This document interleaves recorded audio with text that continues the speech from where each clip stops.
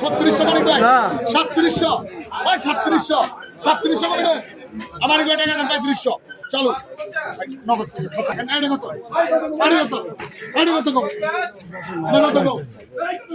এটা কত কয়টাকে আজ 2500 টাকা 2600 টাকা 2700 টাকা 2900 টাকা 2900 টাকা 2900 3000 টাকা 3100 টাকা 3100 টাকা 3100 টাকা